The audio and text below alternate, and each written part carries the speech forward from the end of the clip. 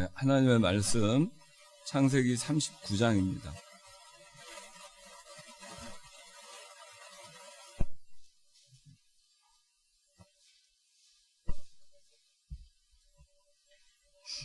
(23절까지) 봉독합니다. 요셉은 이집트로 끌려갔는데 바로의 신하이며 경호대장인 이집트 사람 보디발이 그를 그곳으로 끌어간 이스마엘 사람들의 손에서 샀다. 여호와께서 요셉과 함께 하심으로 그가 형통한 사람이 되었고 자기 주인인 이집트 사람의 집에 살았다. 여호와께서 요셉과 함께 하시고 또 여호와께서 그가 하는 모든 일을 그의 손에서 형통케 하신 것을 그 집주인이 보았다. 요셉이 경호대장 앞에서 은혜를 입어 그의 시중을 들었으며 경호대장이 요셉을 자기 집의 관리인으로 삼고 자기의 모든 소유를 그의 손에 맡겼다.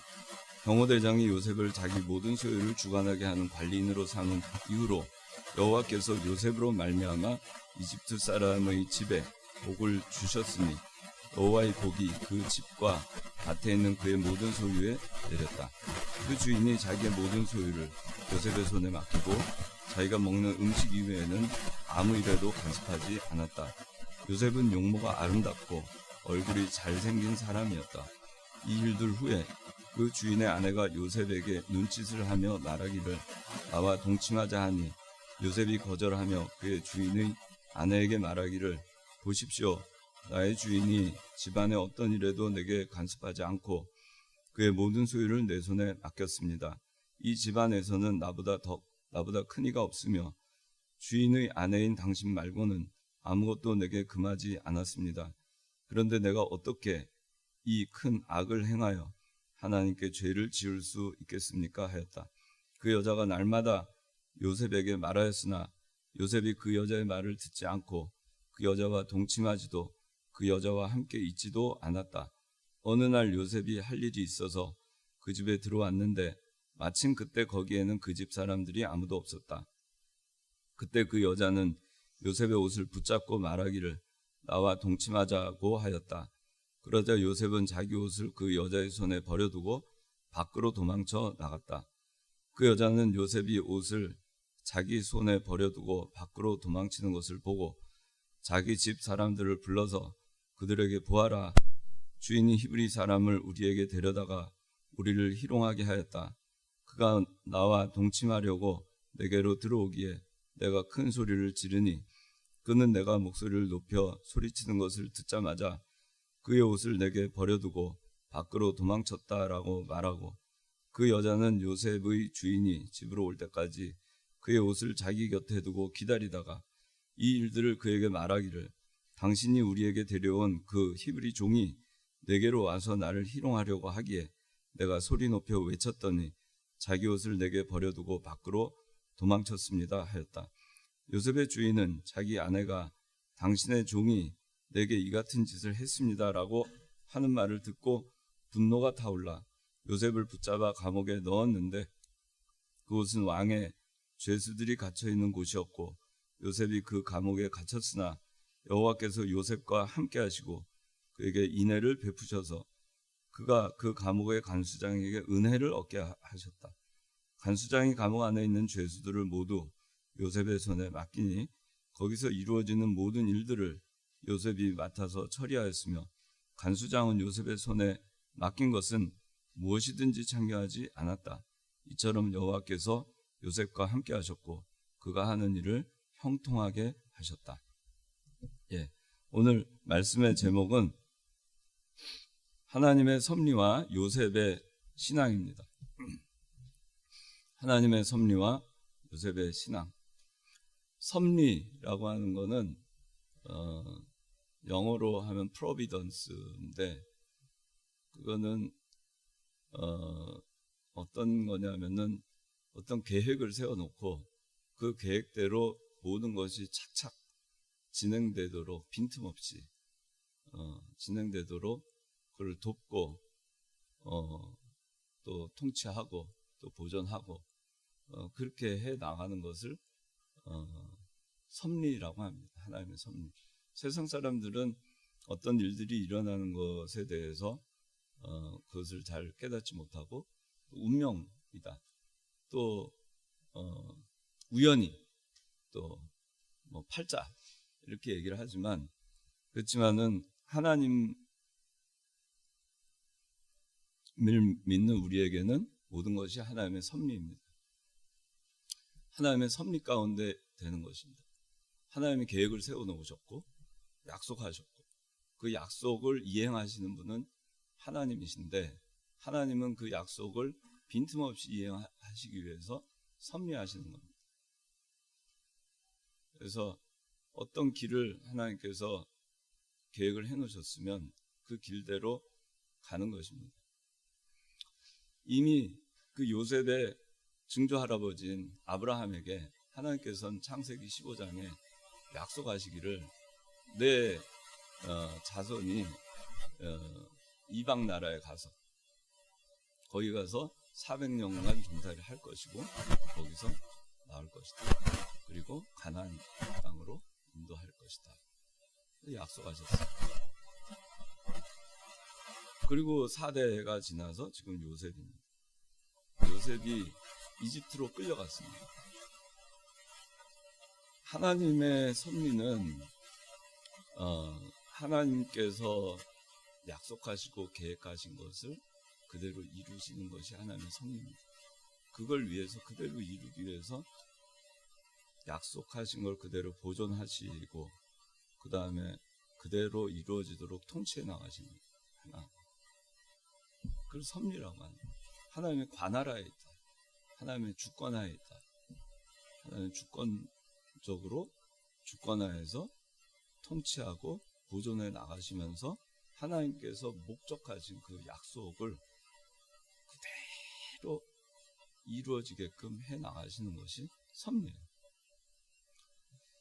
요셉의 입장에서는 이 하나님의 섭리 속에 요셉은 있었어요. 우리 모두는 하나님의 섭리 가운데 있는 겁니다.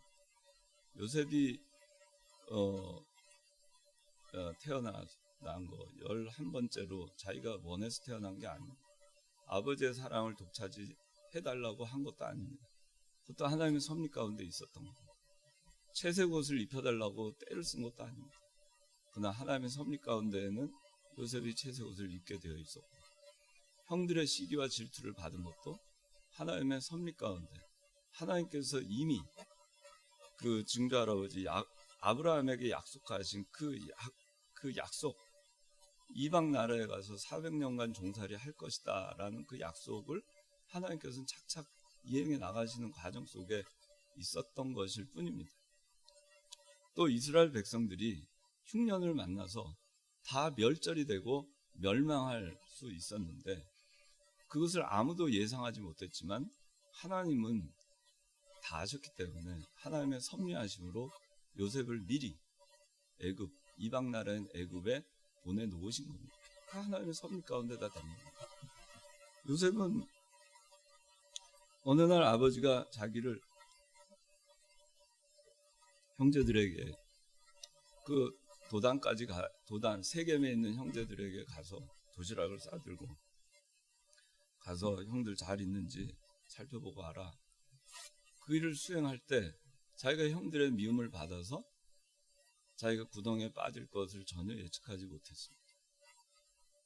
그래서 갔고 100km나 넘는 그 길을 찾아서 형들을 찾아갔지만 형들은 요셉을 반겨하지 않았고 꿈꾸는 자가 온다 하고 조롱하고 또 그렇게 비아냥대면서 요셉을 잡아다가 구덩이에 던져 넣습니다. 그리고 요셉이 가져온 그 음식들을 먹습니다.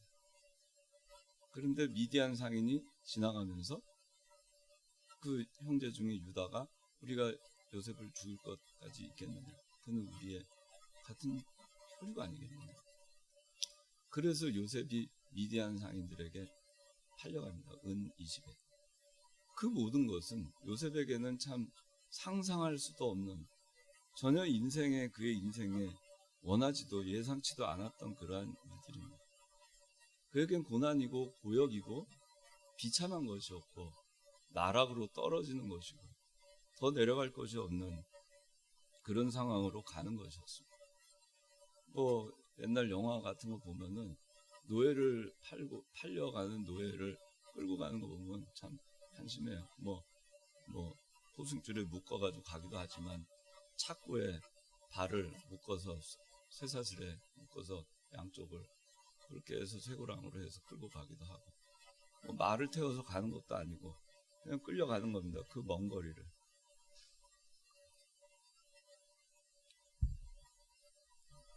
어느 날 그런 일을 겪었을 때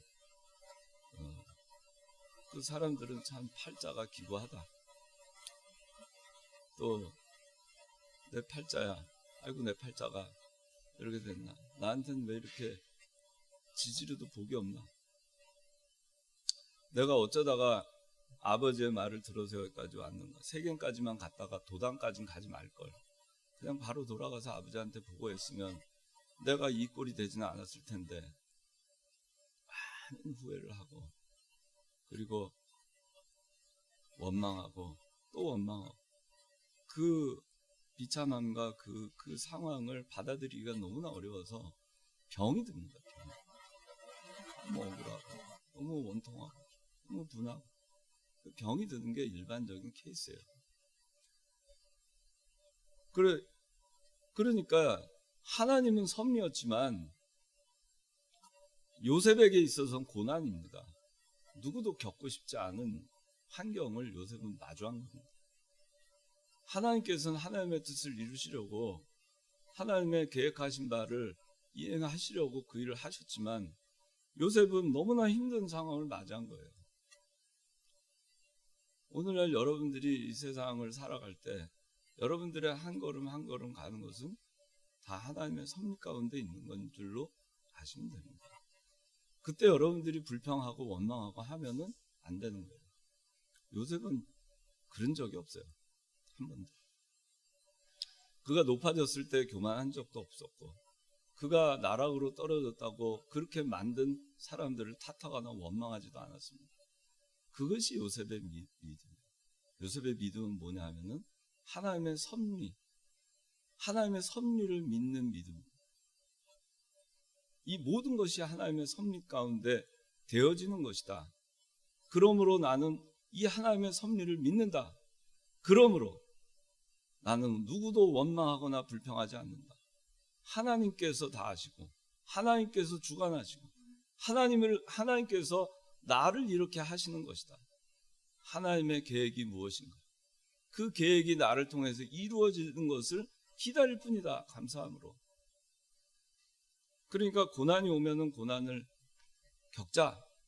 좋은 일이 오면은 좋은 일도 그저 하나님의 섭리 가운데 있는 것으로 알고, 자기가 잘나서 그런 게 아니라는 거 알고 교만할 필요도 없고, 자기가 잘못되었을 때 자기가 못나서 그런 것이 아니라는 거 아니까 하나님의 섭리가 그 가운데 또 이루어지이다.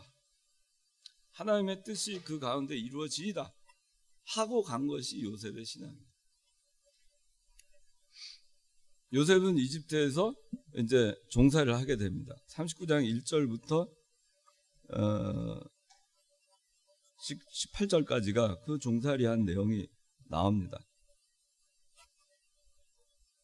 17살 요셉은 이 종살이를 28살이 될 때까지 11년간을 하게 됩니다.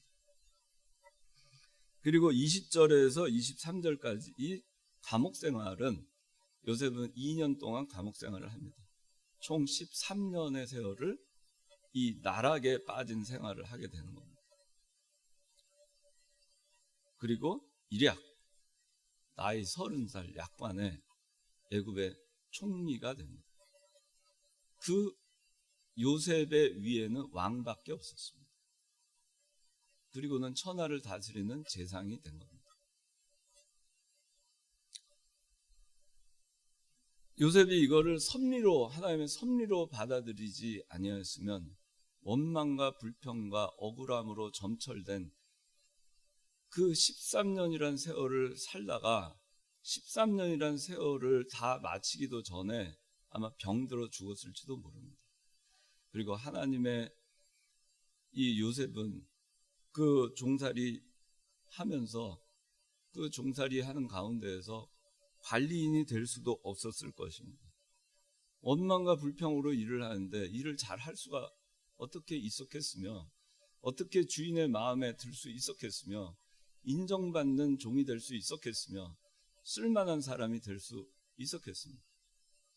감사함, 또 감사함, 그저 감사함. 하나님께서 나에게 이 일을 주신 것이다. 이 환경을 주신 것이다. 나에게 종살이를 하라고 주신 것이다. 노예가 되게 하신 것이다.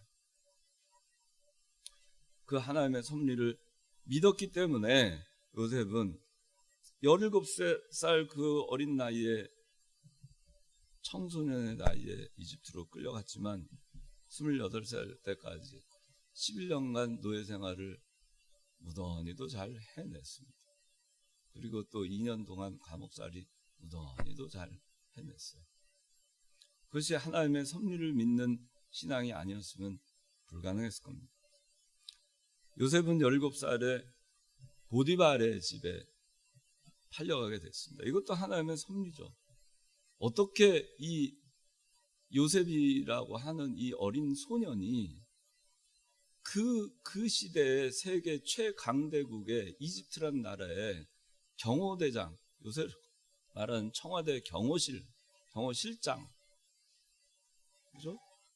거기에 그 집에 들어가서 살게 되느냐 합니다. 그럴 기회가 어디 있겠어요? 참 없어요. 그럴 기회 주어질 수가 없어요. 그냥 야곱의 아들로 거기서 사랑받으며 11번째 아들로 사랑받고 채색 옷 입고 그날 재롱 부리고 그러고 살았으면은 이런 기회가 어떻게 올 수 있어요? 어떤 루트를 통해서 이 기회가 올 수 있겠어요? 근데 이 요셉에게 있어서는 이 종으로 팔려가고 보디발의 집에서 노예로 살게 된 것이 참 고통스럽고 비참한 것이지만은, 달리 보면은 이것은 하나님의 섭리이고, 또 달리 보면 이것은 엄청난 기회였던 거예요.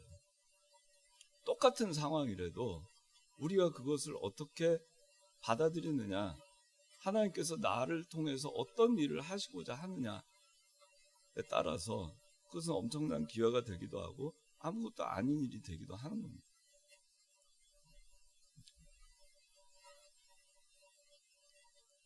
하나님이 요셉을 보디발의 집, 경호대장 집으로 인도하신 겁니다. 그 노예 미디안 상인들이 얼마나 그 노예 뭐 20짜리 그 뭐 하찮은 그 노예 어디든 못 팔겠어요. 그런데 딱 그 경호대장 집에 팔리게 된 거 하나님의 섭리입니다. 근데 이 경호대장의 집에는 감옥이 있었어요. 왕궁에서 범죄하는 그 귀족들을 잡아놓는 감옥이 있었어요. 감옥. 그것도 참 신기한 일이죠. 하나님의 계획 속에 섭리 가운데 있었던 겁니다. 요셉을 통해서 하나님은 하나님의 약속을 하나하나 차근차근히 착착 진행해 가시는 겁니다. 요셉은 인간으로서는 고난이고 나락이고 억울한 거죠. 그런 것입니다. 가장 사랑받던 아들 채색옷. 그런데 가장 사랑받던 아들에서 노예가 됐고, 채색옷을 입었지만 그 옷은 벗겨졌고 이제는 노예가 입는 옷을 입었습니다. 구덩이에 던져진 일도 있었죠. 형제들의 배신을 겪었죠. 포승줄에 묶여서 끌려가는 일도 겪어봤죠. 밑바닥으로 간 겁니다. 아무것도 가진 것이 없는 상태, 더 이상 소망이 없는 상태죠. 밑바닥. 아무것도 없는, 가진 게 없는 거예요. 가진 게 뭐가 있어요? 가진 게 아무것도 없잖아요. 우리가 가진 게 없는 때가 있어요. 특히 젊을 때는 가진 게 별로 없어요. 나이가 들어도 가진 게 없는 사람들이 많습니다.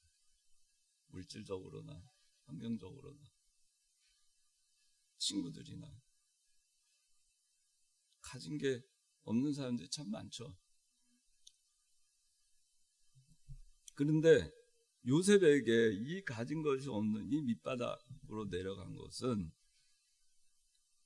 이 요셉에겐 그런 거였지만 하나님께서는 이게 구원운동이었고 이것이 하나님의 약속을 이루어가는데 반드시 필요했던 요셉에게 있어야만 했던 과정이었던 겁니다. 만약에 요셉이 이런 과정이 없었으면 어떻게 총리가 될 기회가 있었고 어떻게 이스라엘을 구원할 기회가 흉년 가운데 있었을 수 있겠는가 하는 겁니다. 그렇기 때문에 여러분들 우리 어떠한 환경 또 생각지 못한 환경 상황, 나락, 절망, 좌절의 순간 아무런 희망도 소망도 없어지는 그런 순간 그런 순간에도 하나님께서 나를 통한 하나님의 뜻, 하나님의 섭리가 있음을 믿는 신앙이 있어야 됩니다. 그때 필요한 겁니다. 하나님이 합동해서 유익하게 하신다. 하나님이 만사 형통하게 반드시 하실 것이다. 하나님이 나를 쓰실 것이다. 하나님이 나를 연단하신 후에 나를 정금같이 나오게 할 것이다. 하나님이 나와 동행하신다. 그 믿음으로 가는 겁니다. 요셉은 하나님과 동행했습니다.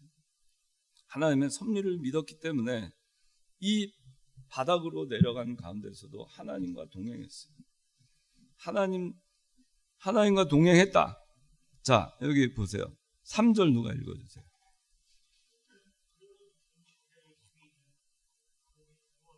아니고 39장 3절.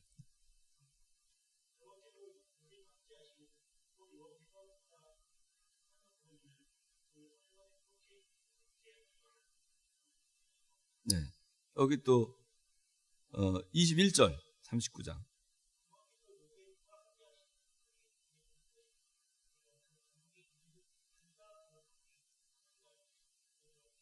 네, 요셉과 함께 하셨다 그랬습니다. 여호와께서. 그래서 어떻게 됐냐면은 그가 하는 모든 일을 형통케 하셨다. 또 감옥에 갔을 때 감옥의 간수장에게 은혜를 베푸셨다. 은혜를 얻게 하셨다. 그리고 23절에 보니까 요셉과 함께 하셨고 그가 하는 일을 형통하게 하셨다.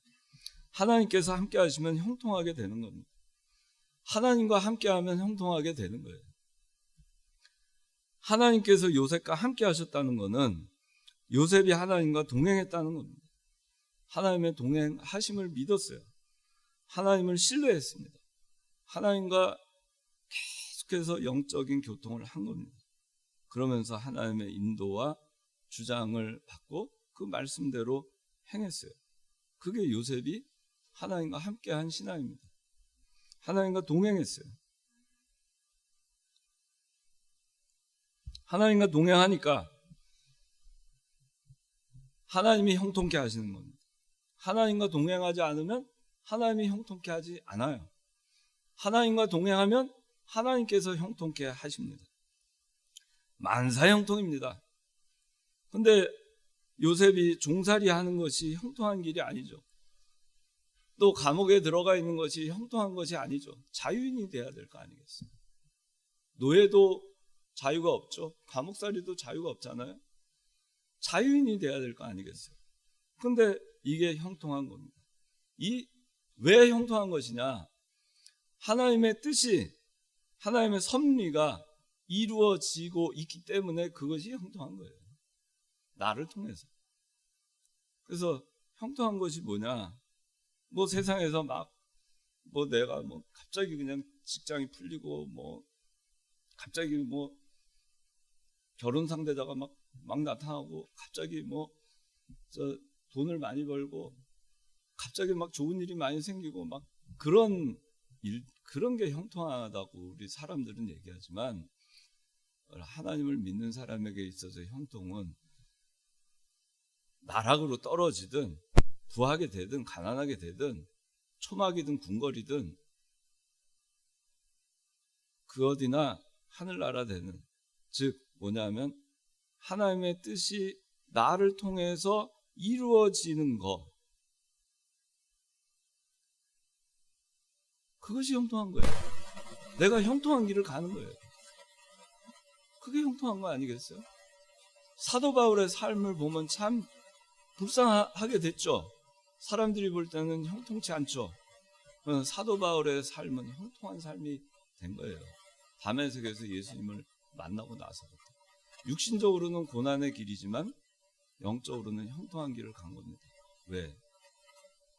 바울을 통해서 하나님의 뜻이 하늘에서 하나님의 뜻이 이루어진 것 같이 땅에서도 하나님의 뜻이 이루어지이다. 우리 주기도문 하면서 하잖아요. 하나님의 뜻이 이루어지이다. 그것이 형통한 거예요. 하나님의 뜻이 이루어지이다. 나를 통해서 얼마나 영광스러워. 그게 형통한 겁니다. 그러니까 요셉은 형통했어요. 하나님의 섭리와 뜻이 이루어지는 과정에 있었기 때문에 형통한 겁니다.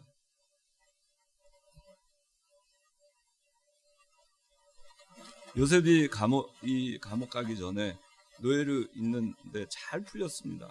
하나님께서 요셉을 경호대장 앞에서 은혜를 받게 하셔서 관리인이 됐어요. 노예였지만 그래도 노예 가운데에서는 잘 된 겁니다. 그런데 이 잘 될 때 또 마귀는 그대로 두질 않습니다. 이 하나님의 섭리를, 그러니까 하나님의 뜻 있잖아요. 여러분들을 통해서 해나가시는 하나님의 계획을 방해하려고 오만 가지 수를 다 쓰는 겁니다. 많은 수를 씁니다. 그런데 요셉이 이렇게 와서도 여기서도 하나님 원망하지 아니하고 노예로 있으면서도 잘 해나가서 또 형통하게 되니까, 그러니까 이제 이 요셉에게 시험이 왔습니다. 요셉은 노예였지만 총무였습니다. 그리고 또 준수했다고 했습니다. 나이는 28입니다. 노예로서 누릴 수 있는 형통함을 누리고 복을 받았고, 그 보디발의 집이 복을 받고 집과 밭에 있는 그의 모든 소유에 여호와의 복이 내렸다고 했습니다. 잘 되나갔어요. 그런데 유혹의 시험이 왔습니다. 사탄은 우는 사자와 같이 삼킬 자를 찾는 겁니다. 보디발의 아내가 이 요셉을 유혹의 시험을 하게 됩니다. 이것이 사탄의 방법입니다. 뭐냐면은 감언이설을 하는 겁니다.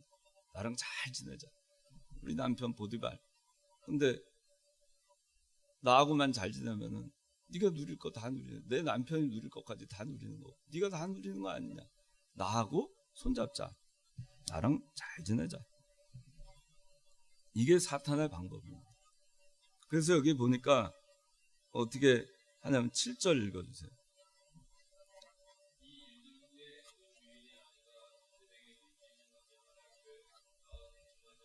예, 처음에 눈짓을 합니다. 자꾸 눈짓을 하는 거예요. 그러면서 동침하자고 자꾸 눈짓을 합니다. 유혹을 하는 겁니다. 정욕으로 유혹을 하는 겁니다. 그 8절에 읽어주세요.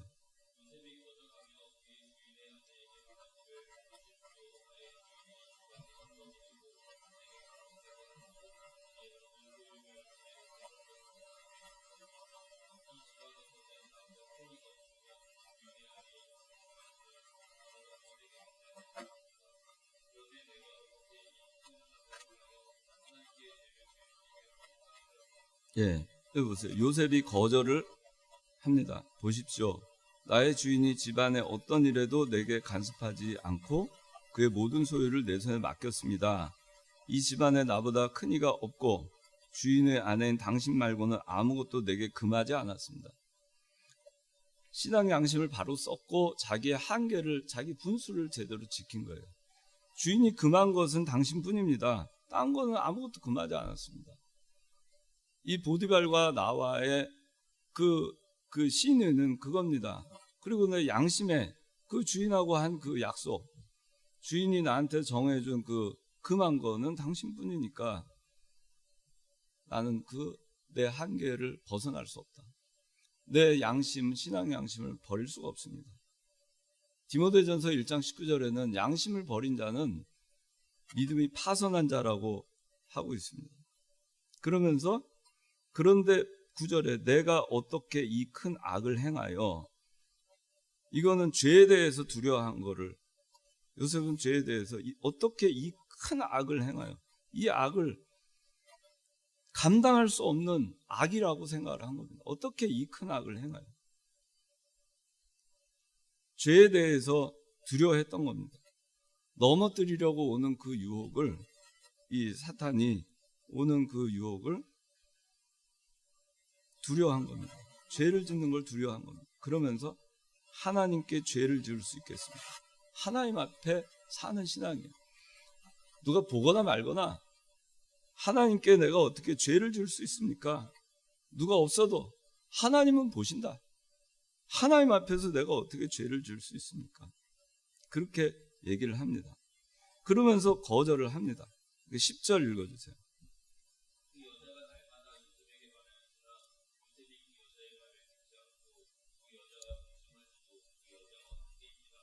예. 그러니까 이 여자가 처음에는 눈짓을 하면서 유혹을 하다가, 그 다음에 이제 10절에 보니까 그 다음부터 이제 말을 합니다. 날마다 요셉에게 말을 합니다. 날마다 동침하자, 그렇게 말을 합니다. 감언이설로 이 요셉을 유혹을 합니다. 이렇게 죄의 유혹은 그 요셉이 거절하고 이렇게 지키려고 해 나가도 죄의 유혹은 계속되고 가중되는 거예요. 계속되고 가중됩니다.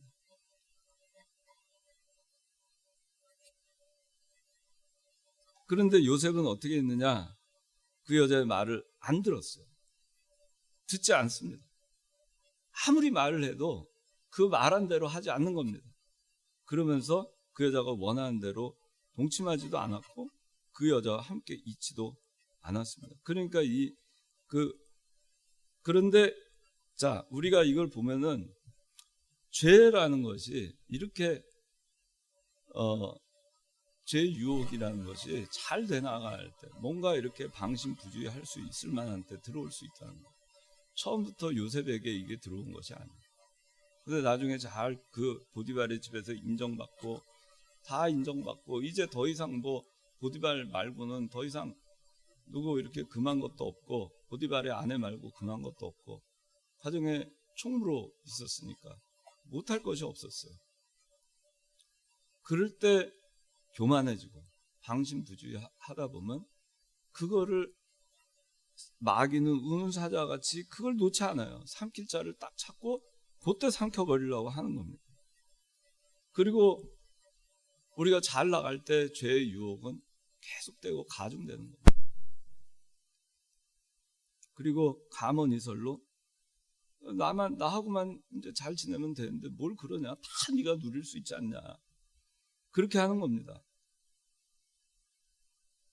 네 믿음이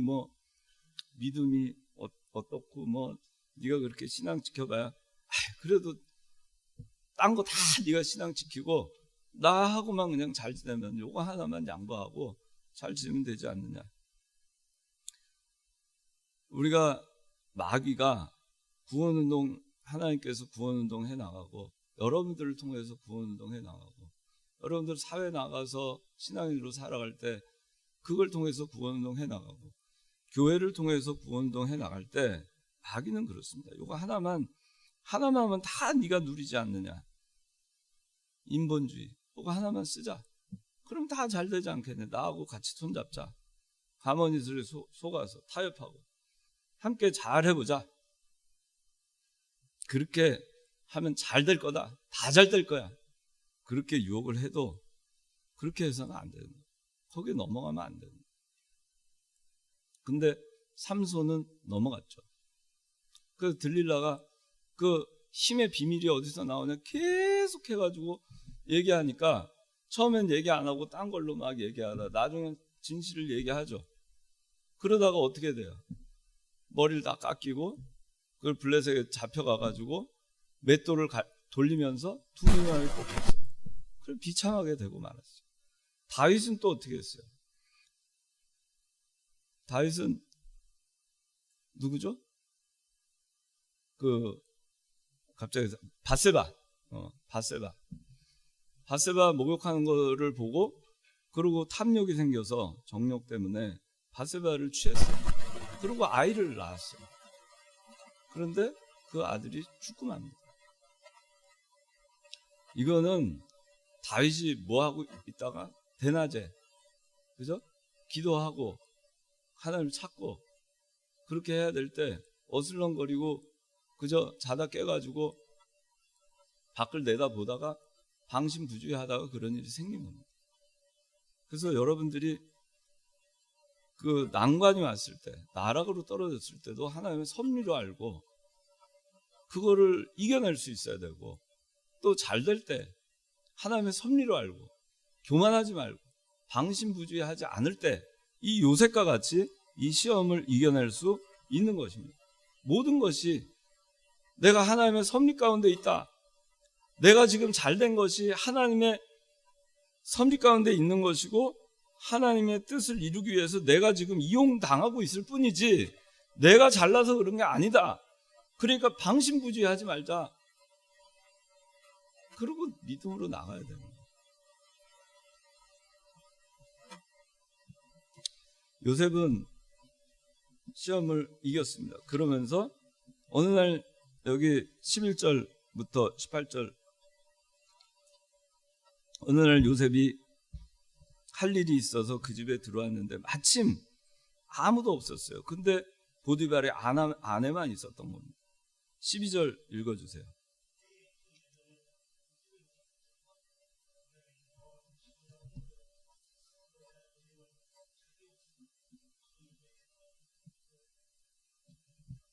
예.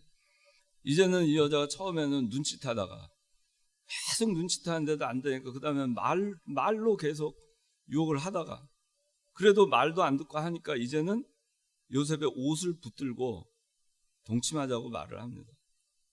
그래서 요셉이 자기 옷을 그 여자의 손에 버려두고 밖으로 도망쳐 나갑니다. 여러분들 그 죄라고 하는 거는, 죄는 여러분들이 그 죄를 끊으려고 해도 계속해서 죄라고 하는 그 요소는 여러분들의 집착해서 달라붙어요. 그걸 계속해서 끊어버리고 도망치고 피하고 그걸 또 이겨내고 극복하고 그렇게 해 나가야 되는 거예요. 죄의 그 유혹은 멈추지 않아요. 우리 인간에게 부패성이 있기 때문에. 그런데 이 죄 가운데에서도 이 음행죄는 피하라 그랬어요. 다른 것들은 다 그냥 우리가 맞서 싸워서 이겨야 되지만은 고린도전서 6장 18절에는 음행을 피하라 그랬습니다. 그 요셉은 도망쳐 나왔어요. 그런데 그 여자의 손에 요셉을 유혹하려고 동침하려고 집착하느라고 옷을 붙들고 있었던 그 옷이 여자의 손에 쥐어져 있은 채로 요셉은 나갔어요. 요셉은 그 옷을 벗어둔 채로 나간 것은 그 음행을 피하기 위해서 죄짓지 않으려고 피하여 나가느라고 그 옷이 그 여자의 손에 있었던 것이고, 그런데 이 여자는 그 옷을 무슨 증거로 삼냐면은 이 요셉이 자기를 희롱하고 자기하고 동침하기 위해서 왔다가 자기가 소리를 치니까 도망가느라고 벗어두고 간 옷으로 그렇게 180도 바꿔가지고 그 옷을 증거로 삼아요. 자, 그러면서 14절 읽어주세요.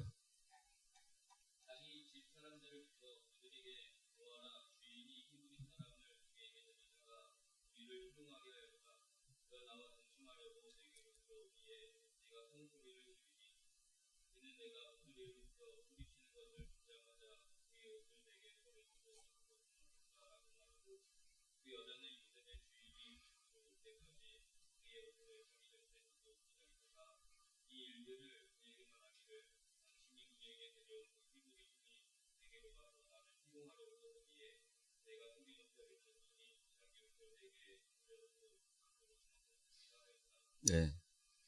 이 사건의 전말을 여러분들은 알지만 지금 보디발의 아내가 지금 하는 이 말을 보면은 일단 첫째는 보디발은 요셉에 대해서 음행죄를 짓고 있는 거예요. 계속해서 유혹을 했으니까. 그 다음에 두 번째는 남편을 탓합니다. 뭐라고 얘기하면 주인이 히브리 사람을 우리에게 데려다가 우리를 희롱하게 하였다. 언제 보디발이 요셉을 데려다가 이 보디발의 아내를 희롱하게 했습니까? 이렇게 얘기를 합니다. 그리고 그가 나와 동침하려고 내게로 들어오기에 이렇게 얘기합니다. 근데 동침하려고 들어온 게 아니고 할 일이 있어서 그 집에 들어갔고 그 집에 마침 아무도 없었고 동침하자고 얘기하는 사람은 그 여자였죠.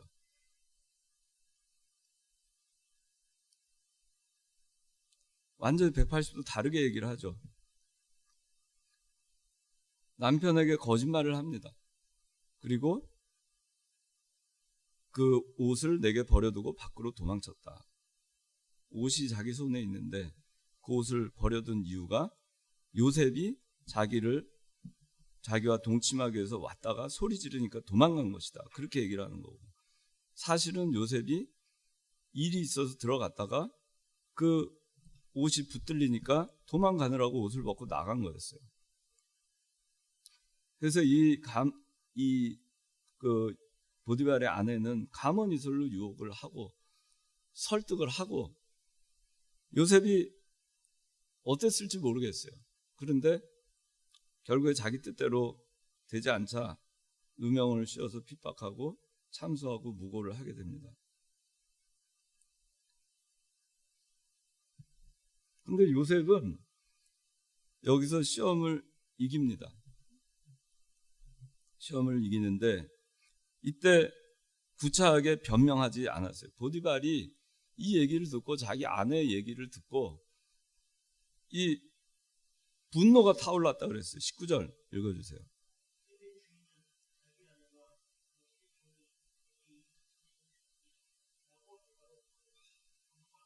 네, 분노가 타올랐다 그랬어요. 얼마나 화가 났겠어요. 그래서 사실 아마 제가 보디발의 남편이었으면은, 아니 보디발이었으면은 이 은 20에 팔려온 그 노예 내가 해가지고 총무까지 시키고 그렇게 높여놓고 했는데 감히 내 아내를 갖다가 그렇게 해? 그러면 저 같으면 바로 죽였을 것 같아요. 그때는 죽여도 뭐 괜찮은 때였어요. 노예 뭐 죽이는 건, 노예는 그 수에 치지도 않았으니까. 근데 참 이것도 참 하나님의 섭리예요. 요셉이 여기서 기적적으로 산 거 보면은, 참 이거 보면은 보디발이 요셉을 그래도 믿었나? 그건 뭐 알 수가 없어요. 그런데 이전에 그 요셉이 죽을 뻔했을 때, 구덩이에 빠져서 죽을 뻔했을 때도 하나님이 미디안 상인들을 쫙 지나가게 보내시죠. 그러니까 그걸 보고서는 차라리 저 상인들한테 팔자. 그래서 요셉의 생명이 건짐을 받잖아요. 요셉은 죽을 거라 생각했을 수도 있어요. 근데 지금도 이거는 꼼짝없이 죽는 겁니다. 꼼짝없이. 그냥 죽는 거예요. 보디발의 손에. 단칼에 죽어도 할 말이 없어요. 당장 이 분노가 타올라가지고 요셉을 붙잡아 감옥에 넣었다 그랬는데, 이게 참 저는 기적이라고 생각을 해요. 요셉이 목숨이 붙어 있는 이 사실이. 그러니까 하나님의 섭리인 거죠. 아마 요셉이 죽었어도 하나님이 요셉을 부활시켜서라도 요셉을 통해서 하나님의 일을 해 나가셨겠죠. 그런데 하나님은 요셉을 기적적으로 건지십니다.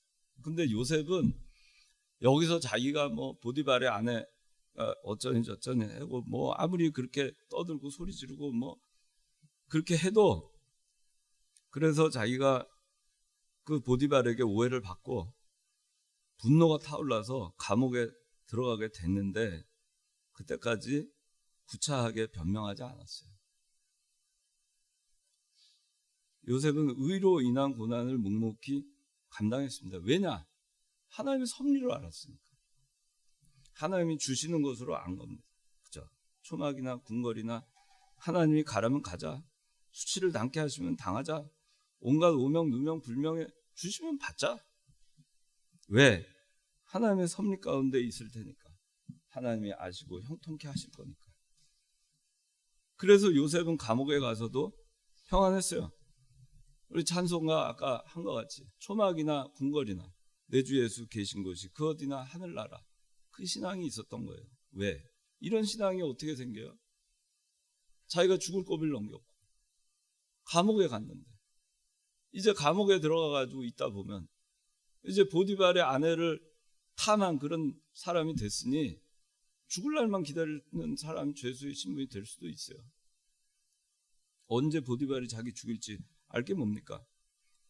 그런데도 초막이나 궁궐이나 하나님의 감옥에 보내시면 가자. 욕을 먹으라 하면 먹자. 초막이든 궁궐이나 내 주 예수 계신 곳이 그 어디나 하늘나라다. 이 평안함이 있었던 이유는 뭐냐? 딱 한 가지. 하나님의 섭리를 믿은 신앙이 있었기 때문이에요. 그래, 여기에도 하나님의 섭리가 있는 것이다. 내가 하나님의 섭리 가운데 있는 것이다. 나는 잘 모르겠다. 근데 여기에도 하나님의 뜻이 있다. 하나님의 섭리가 있다. 힘들죠. 요셉이라고 안 힘들었겠어요? 힘들지만 풍랑이 있는 그 파도 가운데서도 마음은 잔잔한 거예요. 예수님 풍랑이 있는 그 갈릴리 풍랑이 있는 배에서 남들은 제자들은 중내산에 막 하고 울부짖는데 예수님은 편안하게 주무시고 계시듯이 그 평안함. 풍랑이 없어서 평안한 게 아니라 풍랑이 있고 힘들고 육신적으로 고달프죠. 그런데 평안한 거예요. 위로를 얻는 겁니다. 이겨낼 수 있는 그 평안함이 있는 겁니다. 물론 힘들어요.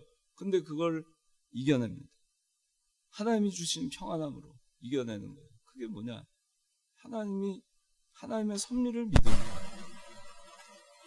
지금은 이래도 이 가운데에서도 하나님께서 섭리하신다.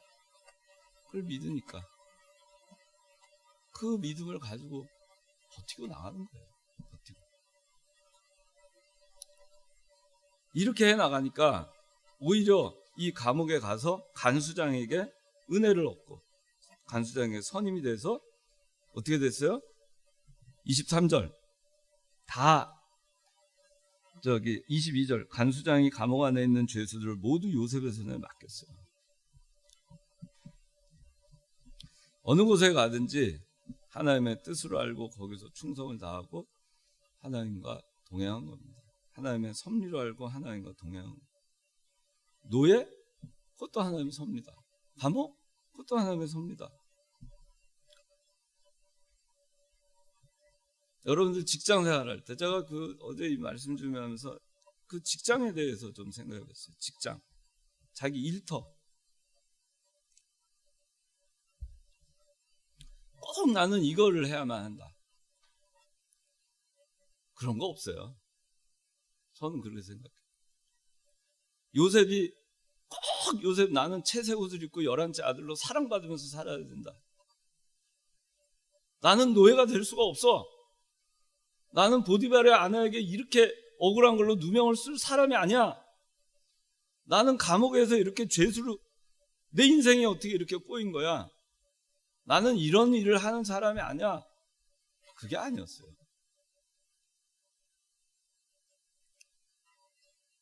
그렇게 하나님이 인도하는 대로 가다 보니까 감옥에 가서 일해라 그러면 감옥에 가서 일하는 거고 너 어디 가서 종살이 해라 그러면 종살이로 하는 거고 미디안 상인에게 끌려가라 그러면 어딘지도 모르게 끌려가는 거고 구덩이에 들어가라 그러면 구덩이에 들어가는 거고 옷을 채소 벗어 그러면 벗김을 당하는 거고 배신 당해 그러면 배신을 당하는 거예요. 절대 나는 이 일만 하고 살아야 돼. 나는 양치는 목동만 하고 살아야 돼. 그러면 다윗이 어떻게 이스라엘의 왕이 될 수 있었겠어요? 꼭 나는 이것만 해야 된다. 내 인생의 목표는 이거야. 나는 이걸로 부름받았어. 나는 이게 나한테 달란트가 있어. 그렇게만 하다 보면 요셉과 같은 찬스는 안 옵니다. 요셉은 모든 상황, 모든 다가오는 자기 앞에 다가오는 것들이 있잖아요. 그걸 하나님의 섭리로 받아들였어요. 그리고 거기서 하나님의 뜻이 뭔가를 찾고 그리고 순종하고 거기서 충성했어요. 그러니까 모든 것이 우리가 보기에는 우리가 겪었으면 그것이 환난이고 고통이고 왜 나한테 이 지긋지긋한 일들이 일어나고 왜 내가 이 꼴을 겪어야 되고 왜 내가 이 밑바닥으로 들어가야 되고 그런 거지만 요셉에겐 그 모든 환난과 고난이 다 기회였어요. 하나님의 섭리를 이루어 나가는 기회였던 겁니다. 그렇기 때문에 요셉은 아버지도 요셉은 죽은 줄 알았을 거고 죽은 거나 다를 바 없었지만 애굽의 총리로 멋지게 부활한 거예요.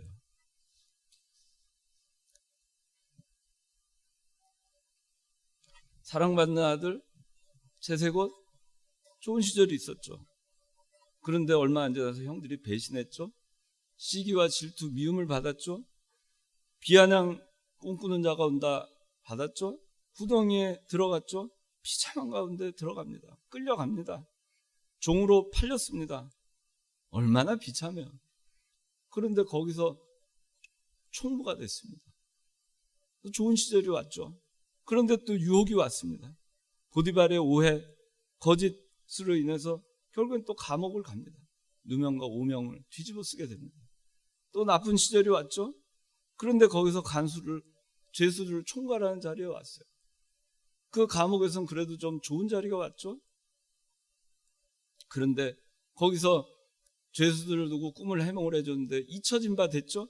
또 안 좋은 시기가 온 겁니다. 그로부터 2년이 지나서 어느 날 바로 앞에 불려가서 꿈을 해몽하고 총리가 됐죠.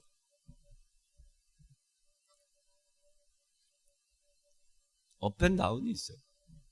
근데 이 모든 업앤다운은 하나님의 섭리 가운데 이루어지는 것이고 그 모든 것은 기회입니다. 요셉에게 이 모든 것은 고난이 아니었고 하나님의 섭리로 받아들였기에 모든 것은 기회였고 기회가 됐습니다. 여러분들도 저는 그런 생각을 가졌으면 좋겠어요. 저는 이 요셉을 보면서 그런 생각을 했어요.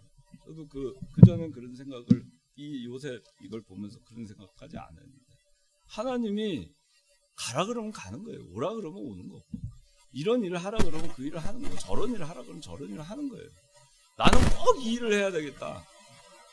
그런 게 어디 있어요. 그랬으면 요셉은 총리 일을 못합니다. 간수장 일을 못합니다. 종살이 못합니다. 얼마나 많이 바뀌었어요. 다 바뀌었지만 바뀔 때마다 충성스럽게 했어요. 그런데 자기가 먼저 찾아 나서니까 하나님의 인도를 받았어요. 하나님의 섭리 가운데 자기가 잘 이용되기를 바란 것뿐이에요. 섭리하시는 하나님을 믿고 믿음을 지키고 간 것뿐입니다. 그렇게 했을 때 하나님께서 길을 열어주신 거예요.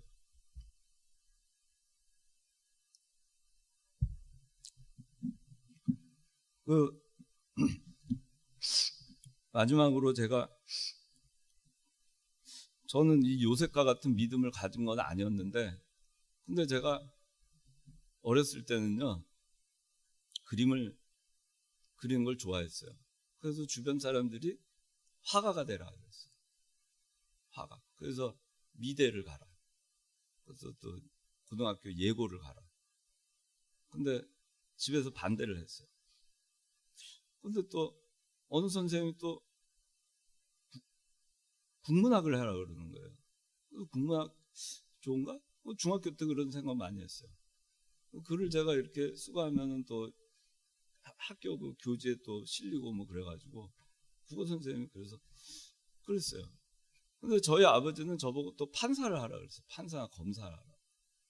그 판사 검사를 해야 되나 보다. 그러던 때였죠. 그런데 제 마음에는 과학자를 하고 싶었어요. 과학자. 그러니까 뭐 그런 방황의식을 거치다가 인문계 고등학교를 갔죠. 근데 저는 아버지가 원하는 대로 문과를 지망을 했어요. 왜? 법대를 가야 돼요. 그 아버지 말대로 뭐가 되든 하여튼 죽이 되든 밥이 되든 판사 아니면 검사가 될지 안 될지 모르지만 하여튼 길은 가야 될 것 같았어요. 그래서 그걸 했어요. 근데 친구를 만났어요. 근데 그 친구가 아주 말하자면은 그러니까 제 다니는 고등학교에서 전교 1등 하던 친구예요. 근데 그 친구가 저보고 자기만 하면 되지 저를 유혹을 하는 거예요. 현호야, 너 그러지 말고 공부 잘하는 애들이 다 법대 의대를 가면은, 그렇다고 제가 공부를 잘했다는 건 아니에요. 우리나라 과학계는 도대체 누가 하냐? 너하고 나하고는 과학을 하자. 과학자가 되자. 순수 과학을 하자. 좀 가난하게 살아도.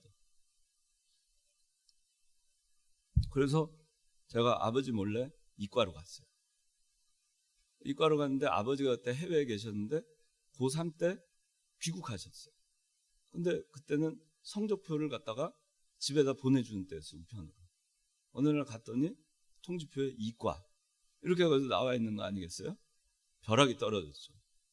그래서 고3 때 한 학기 마치고 였는데 아버지한테 거의 쫓겨나다시피 했어요. 문과로 바꿔라. 그래서 아버지 안 됩니다. 지금 못 바꿉니다. 이과에서 문과로 크로스 지원을 할 테니 좀 기다려 달라. 그래서 시험을 봤어요. 대학 시험. 시험을 봤는데 문과를 지원 안 하고 이과 저는 자연계열을 다 했어요. 그래서 화학을 전공하게 됐어요. 화학 전공하다 보니까 대학 가서 보니까 재미가 없더라고요. 2학년 때 경제학과로 바꿨어요. 경제학과 하고 부전공 수학으로. 그렇게 하다가 그 친구 있잖아요. 그 친구는 서울대학교 물리학과를 갔어요. 공부를 잘해서. 그래서 물리학과 수석으로 들어갔고 그 지금 서울대 물리학과 교수하고 있어요. 그런데 그 친구가 야, 네가 그러면 되냐? 나하고 약속했는데 끝까지 우리는 가자. 누가 뭐라 그래. 그래서 다시 바꿨어요. 화학으로. 참 한심하죠, 여러분들. 보면은 한심하죠. 그리고 제가 대학 들어갈 때 아버지가 그런 이과를 가려면 의대라도 가라. 근데 제가 의대는 정말 가기 싫었어요. 저는 그 체질에 안 맞아서. 제 성격도 안 맞아서. 그래서 아버지가 너 의대 안 가면은 학교 다닐 때 학비니 뭐니 아무것도 안 해준다. 그런데도 그때도 그 친구가 야 그래도 가자. 너하고 나하고. 그래서 그렇게 됐어요. 그런데 1년 만에 바꾸니까 그 친구가 그러는 거 설득을 했어요. 설득을 당했어요. 그래서 다시 화학으로 바꿨습니다. 공부를 했는데 4학년이 됐는데 너무 공부가 재미가 없어요. 그래서 걷어치고 군대를 갔습니다. 근데 복학을 해가지고 보니까 이제 어떻게 하겠어요. 길이 졸업은 해야 되잖아요. 졸업했어요. 그리고 제가 이제 그때는 아버지한테 내가 이 화학을 한 것이 잘못된 게 아니라는 거를 입증해야 되겠다 하는 그 사명감 때문에 유학을 갔어요. 여러 가지 이유가 있지만 그 중에 하나 그런 이유도 있어요. 유학 갔습니다. 가서 고생을 많이 했죠. 그 미국에서 대학교에 자리가 났어요. 그 테뉴어 트랙 교수 자리가 났어요. 휴스턴. 거기 갔어요. 졸업하고 가서 있는데 한국에서 또 어떤 기회가 생겼어요. 저하고 전혀 맞지도 않는데 나오라고 막 선배들이 하는 거예요. 우리 회사 와가지고 같이 하자고. 그래서 온 데가 현대였어요. 와가지고 3년 있었더니 갑자기 IMF가 터졌어요. 그래서 연구소고 뭐고 다 그냥 다 중단돼 버렸어요. 그래서 돈도 없고. 그러더니 갑자기 저보고 뭘 하라고 그러냐면은 구조조정을 하라는 거예요. 구조조정. 회사 구조조정. 그런 거 들어봤죠? 회사가 망하려 그러면은 구조조정이라는 걸 해요. 인력도 감축하고 회사 자산 매각도 하고. 근데 제가 하는 일은 뭐였냐면은 삼성 그때 지금은 이름이 뭔지 하나토탈로 바뀌었어요. 하나에들 매각됐어요. 그때는 삼성 종합화학이었어요. 삼성종합화학하고 합병하는 거를 해서 한 회사로 만들어야 회사가 산다. 그 일을 하고, 그리고 또 하나는 뭐냐면은 회사 만기 도래하는 만기 연장이 안 되니까 지겨워요 혹시? 시간이 보니까 많이 지나요. 만기 연장이 안 되니까 제가 또 하는 일이 뭐냐면 큰 회사의 그 비핵심 자산들을 띄어다가 파는 역할을 했어요. 공장들을 몇 개 공장을 파는 거예요. 띄어다가 원래 하나의 공장이었는데 그 중에 부분 매각을 하는 거예요. 그래서 제가 여러 개 부분 매각을 했어요. 그래서 다 외국계 회사들에 한 거예요. 국내 회사들 현대정유에다가도 하고 오일뱅크에다가도 하고 뭐 BOC 코리아 뭐 비밴디 뭐 여러 군데다 제가 매각을 했어요. 처음 해본 일이었어요. 근데 그때도 안 하려고 발버둥을 치다가 할 수 없이 끌려 올라와가지고 서울에 올라와서 여기 개동에 그 현대 거기 가서 하게 됐어요. 처음 해보는 겁니다. 뭐 꿈도 안 꿨던 일이죠. 생각도 안 했던. 그러다가 제가 어디 또 그러고 있는데 그때는 석유화학 쪽이었어요. 그런데 갑자기 어느 회사에서 오퍼가 왔어요. 근데 그건 또 발전소 하는 겁니다. 발전소. 석탄, 뭐 수력, 뭐 태양광, 뭐 풍력 무슨 뭐 그런 거 있잖아요. 그다음에 뭐 LNG 복합화력 뭐 발전소 하는 거예요. 전기 만드는. 그런 회사들을 인수하고 운영하고 되팔고 뭐 그런 걸 하는 걸 하자는 거예요. 그래서 나는 그걸 경험이 없으니까 전기의 전자도 모른다. 그래서 안 하고 한 6개월을 이렇게 안 하고 했는데 결국에는 그쪽에서 그래도 같이 하자 그래서 와서 해봤어요. 그 전혀 다른 분야지만 그걸 또 11년을 하게 됐어요. 그러고 있는데 또 어디서 그러지 말고 환경업, 폐기물, 그다음에 그걸 에너지 자원으로 만드는 걸 하자. 우리나라 기름 한 방울 안 나요. 그래가지고 그거는 또 내가 전혀 또 해보지도 않은 일을 하지도 않은 거지만 해보자 해서 또 했어요. 근데 그거를 보면 그런데 지금 그 일을 하고 있어요. 그런데 생각을 해보면은 내가 옛날에 그때 그 휴스턴에 교수로 있을 때 요새도 가끔 그런 생각합니다. 거기서 내가 한국에 오지 않고 거기서 그 이만하면 됐지 하고서는 그냥 매너리즘에 빠져가지고 했으면 아마 거기서 지금쯤 그냥 은퇴를 이제 할 나이가 얼마 안 돼. 거기서 뭐 학자로 그냥 미국 휴스턴이라는 도시에서 살고 있었겠죠. 여러분들 만나지도 못했고 그랬을 거 아니겠어요? 근데 제가 왜 이 얘기를 하냐면은 나한테 꼭 전공이라는 게 없다. 내가 사는 거 내가 꼭 해야만 하는 이 세상에서 눈에 보이는 내가 꼭 해야만 하는 일은 없는 거예요. 해야만 하는 일은 뭐냐면은 하나님이 나를 통해서 하나님의